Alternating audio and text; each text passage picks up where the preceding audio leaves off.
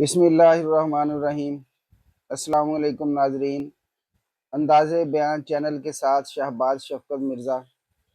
ناظرین، 18 ذی الحج اس عظیم صحابی کے دنیا سے جانے کا دن ہے جن کے بارے میں رسول اللہ صلی اللہ علیہ وآلہ وسلم کا فرمان ہے کہ اگر میری 40 بیٹیاں بھی ہوتی تو میں ایک ایک کر کے ان کے نکاح میں دے دیتا۔ میری مراد حضرت عثمان رضی اللہ تعالی عنہ کی شہادت کے بارے میں ہے۔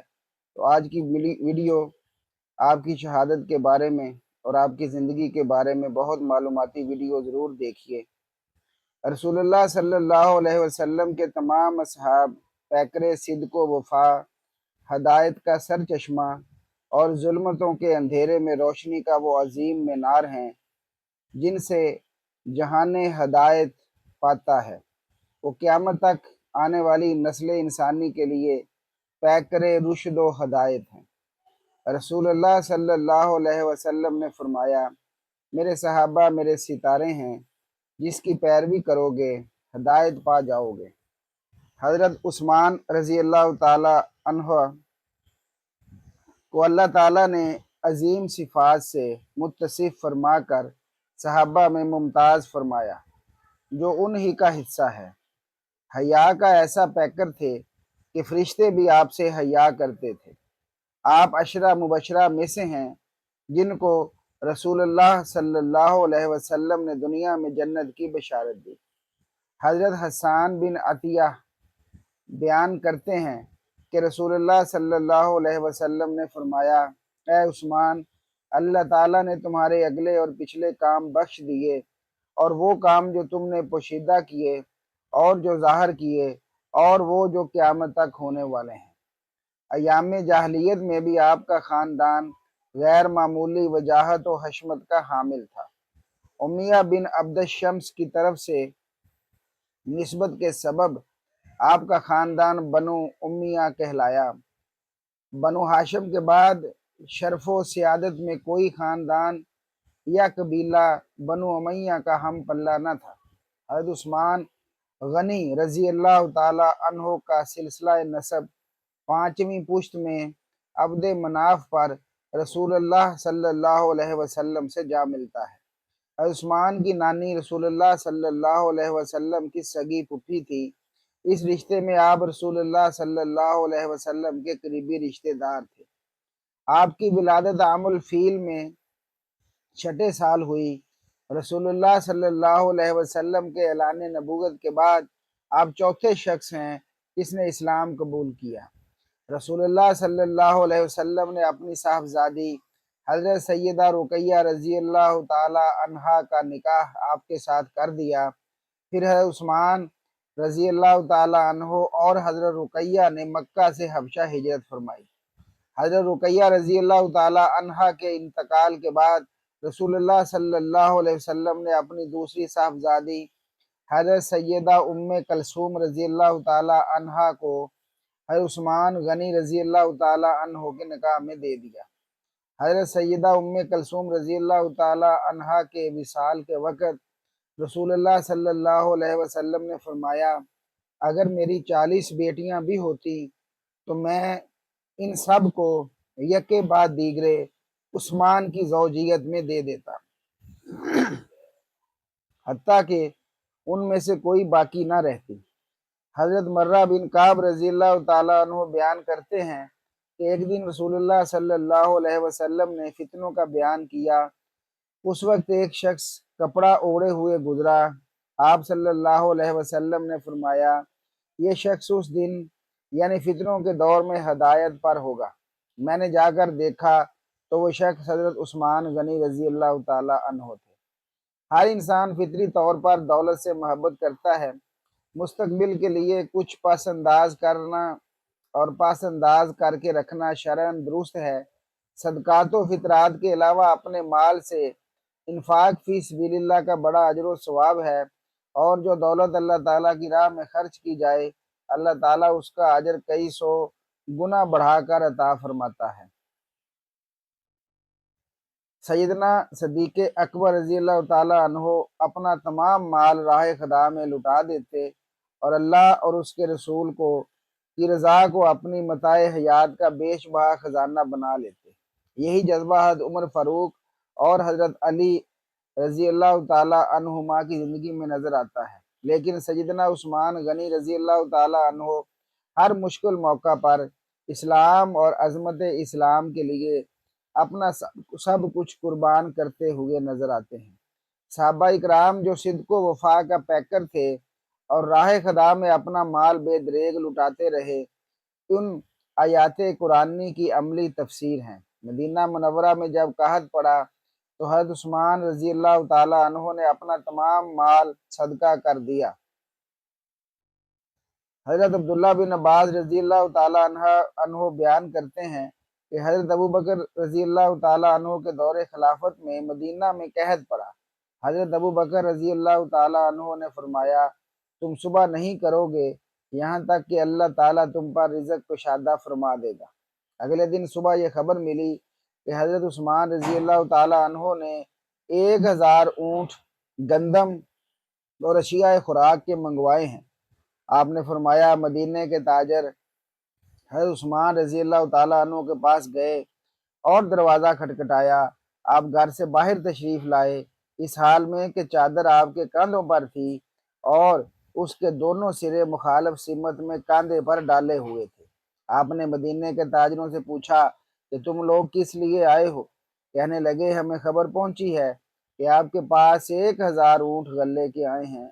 आप उन्हें हमारे हाथ फरोख्त कर दीजिए ताकि हम मदीने के फुकारा पर आसानी करें। आपने फरमाया, अंदर आओ। बस वो अंदर दाखिल हुए तो 1000 थैले हज़रत उस्मान रज़ी अल्लाह ताला अन्हु के घर में रखे हुए थे। आपने फरमाया, अगर मैं तुम्हारे हाथ फरोख्त करूं तुम मुझे कितना मुनाफा दोगे? उन्होंने कहा, 10 पर 12। आपने फरमाया, कुछ और बढ़ाओ। उन्होंने कहा, 10 पर 14। आपने फरमाया, और बढ़ाओ। उन्होंने कहा, 10 पर 15। आपने फरमाया, और बढ़ाओ। उन्होंने कहा, इससे ज्यादा कौन देगा जबकि हम मदीने के ताजर हैं? आपने फरमाया, और बढ़ाओ। हर दिरम पर 10 दिरम तुम्हारे लिए ज्यादा है। उन्होंने कहा, नहीं। फिर आपने फरमाया, ए ग्रोहे तज्जार, तुम गवाह हो जाओ, ये तमाम माल मैंने मदीना के फुकारा पर सदका कर दिया। हज़रत अब्दुल्ला फरमाते हैं कि रात गुजरी, रसूलुल्लाह सल्लल्लाहु अलैहि वसल्लम मेरे ख्वाब में तशरीफ़ लाए। आप स्याही माइल सफ़ेद सवारी पर तशरीफ़ फरमा थे। आप जल्दी में थे और आपके दस्ते मुबारक में एक कंदील थी जिससे रोशनी नूर की तरह फूट रही थी। नालैन मुबारक के तस्मों से नूर फूट रहा था। मैंने अर्ज़ किया, या रसूलुल्लाह सल्लल्लाहु अलैहि वसल्लम, मेरे माँ बाप आप पर कुर्बान, मेरी रग़बत आपकी जानब बढ़ रही है। आपने इरशाद फरमाया, ये उस्मान की उस नेकी का बदला है जो उसने 1000 ऊँट अल्लाह की राह में सदका किए और अल्लाह ताला ने उसे कबूल फरमाया और उसका निकाह जन्नत की एक हूर से फरमा दिया और मैं उस्मान की खुशबुओं में शरीक होने जा रहा हूँ। हज़रत उस्मान गनी रज़ी अल्लाह ताला अन्हो के 12 साला दौरे खिलाफत में इस्लामी सल्तनत का दायरा वसी होता गया। आज़रबाईजान, आर्मीनिया, तराबलस, अलजायर और मराकश फतह हुए। 28 हिजरी में बहीरा रूम में शाम के करीब कब्रस जो बहरी जंग के ज़रिए फतह किया। 30 हिजरी में तबरस्तान, 33 हिजरी में कस्तनतुनिया और मुत्तसिल मरूदर तालिस्तान और जोज़जान फतह हुए। फतूहात का ये सिलसिला हज़रत उस्मान रज़ी अल्लाह ताला अन्हु की शहादत के बाद ताअत्तुल का शिकार हो गया। हज़रत उस्मान रज़ी अल्लाह ताला अन्हु के दौरे खिलाफत के अखीर हिस्से में फितनों और साजिशों ने सर उठा लिया। काबल से मराकश तक मफतूहा इलाकों में मुख्तलिफ मज़ाहब की मानने वाली सैकड़ों अक़वाम आबाद थी। फितरी तौर पर मुसलमानों के खिलाफ इंतकामी जज्बात उनमें मौजूद थे। नतीजतन मुसलमानों के खिलाफ साजिशों का जाल बिछाया गया जिसमें यहूदी और मजूसी पेश पेश थे। इसी साजिश के नतीजे में बसरा, कूफा और मिस्र से तकरीबन 2000 फितना परदाज बागी अपने मुतालबात मनवाने के लिए हाजियों की वजह में मदीना पहुंचे। حضرت عثمان غنی رضی اللہ تعالیٰ عنہ کے مکان کا محاصرہ کر لیا، جو 40 روز تک جاری رہا۔ باغیوں نے کھانا پانی سب جانے کے راستے بند کر دیے۔ حضرت ام حبیبہ رضی اللہ تعالیٰ عنہ نے کچھ کھانے پینے کی چیزیں پہنچانے کی کوشش کی تو باغیوں نے رسول اللہ کے حرم محترم کا لحاظ رکھے بغیر بے ادبی سے مزاحمت کی اور انہیں واپس کر دیا۔ حالات کی سنگینی کا اندازہ کرتے ہوئے حضرت علی نے حسنین کریمین رضی اللہ تعالیٰ عنہما کو حضرت عثمان رضی اللہ تعالیٰ عنہ کی حفاظت کے لیے بھیج دیا۔ حضرت عبداللہ بن زبیر بھی جانثاروں کے ساتھ حضرت عثمان کے گھر میں موجود تھے۔ محاصرہ کے دوران حضرت مغیرہ بن شعبہ رضی اللہ تعالیٰ عنہ نے عرض کی کہ آپ کے حامیوں کی عظیم جماعت یہاں موجود ہے، ان باغیوں کو نکال باہر کیجیے۔ دوسری صورت یہ ہے کہ پچھلی جانب سے مکہ چلے جائیں، مکہ حرم ہے، وہاں یہ آپ پر حملہ کرنے کی جرات نہیں کر سکیں گے۔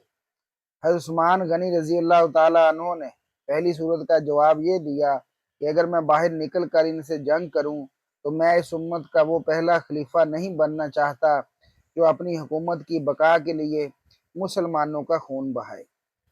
دوسری صورت کا جواب یہ دیا کہ مجھے ان لوگوں سے یہ توقع نہیں کہ یہ حرم مکہ کی حرمت کا کوئی لحاظ رکھیں گے، اور میں نہیں چاہتا کہ میری وجہ سے اس مقدس شہر کی حرمتیں پامال ہوں، اور میں دارالہجرت اور دیار رسول کو چھوڑ کر کہیں بھی نہیں جانا چاہتا۔ حضرت زید بن ثابت اور حضرت ابو ہریرہ نے آ کر جنگ کی اجازت چاہی کہ انصار دروازے پر منتظر کھڑے ہیں، آپ نے انہیں منع فرما دیا۔ حضرت عثمان رضی اللہ تعالیٰ عنہ کا محاصرہ کرنے والے 2000 سے بھی کم افراد تھے، اور حضرت عثمان رضی اللہ تعالیٰ عنہ کے مکان کے اندر اور باہر ان کی جانثار اس سے کہیں زیادہ تعداد میں تھے۔ آخری وقت تک یہ سب آپ سے اجازت طلب کرتے رہے کہ ہم باغیوں کا مقابلہ کریں گے اور ان کا محاصرہ توڑ دیں گے، لیکن آپ نے انہیں اس کی اجازت نہ دی۔ آپ کا ایک ہی جواب تھا، میں اپنی ذات یا اپنی خلافت کی خاطر مسلمانوں کی تلواریں باہم ٹکراتے نہیں دیکھ سکتا۔ جمعہ المبارک 18 ذی الحج 35 ہجری کو حضرت عثمان نے خواب میں رسول اللہ صلی اللہ علیہ وسلم کو دیکھا کہ رسول اللہ صلی اللہ علیہ وسلم اور حضرت ابوبکر عمر رضی اللہ تعالی عنہما تشریف فرما ہیں، اور رسول اللہ فرما رہے ہیں، عثمان جلدی کرو، ہم تمہارے افطار کے منتظر ہیں۔ ایک روایت میں ہے کہ رسول اللہ صلی اللہ علیہ وسلم نے فرمایا، عثمان آج جمعہ میرے ساتھ پڑھنا۔ بیدار ہو کر آپ نے لباس تبدیل کیا اور قرآن مجید کی تلاوت میں مشغول ہو گئے۔ تھوڑی دیر بعد باغیوں نے حملہ کیا اور آپ کو تلاوت قرآن فرماتے ہوئے شہید کر دیا۔ اس وقت آپ قرآن مجید سورہ بقرہ کی آیت 137 پڑھ رہے تھے، جس کا ترجمہ ہے، ہمارے لیے اللہ ہی کافی ہے اور اللہ تعالیٰ خوب سننے اور جاننے والا ہے۔ حضرت عثمان رضی اللہ تعالیٰ عنہ کی شہادت اور عظمت پر لاکھوں سلام کہ آپ نے اپنی ذات اور خلافت کے دفاع کے لیے مدینہ کی سرزمین اور مسلمانوں کی حرمت کو پامال نہ ہونے دیا۔ جانثار آپ پر قربان ہونے کی اجازت طلب کرتے رہے، لیکن آپ نے اجازت نہ دی۔ شہید کا خون جس جگہ گرتا ہے وہ جگہ اس کی شہادت کی گواہی دیتی ہے۔ کسی کا خون کربلا کی زمین پر گرا، کسی کا احد کی گھاٹیوں میں، کسی کی شہادت گاہ میدان بدر میں۔ یہ مقامات ان شہداء کی شہادت کی گواہی دیں گے، لیکن اے عثمان غنی، تمہارے خون کی عظمتوں کو سلام جو قرآن کے اوراق پر گرا، اور قیامت کے دن قرآن کریم کے اوراق آپ کی شہادت کی گواہی دیں گے۔ روز محشر ہر شخص اس حال میں اٹھایا جائے گا جیسا کہ اپنی موت کے وقت وہ دنیا سے گیا۔ کوئی احرام باندھے ہوئے اٹھے گا، کوئی سجدہ کرتے ہوئے۔ آپ کی عظمتوں کو سلام کہ روز محشر آپ قرآن پڑھتے ہوئے اٹھیں گے۔ سبحان اللہ۔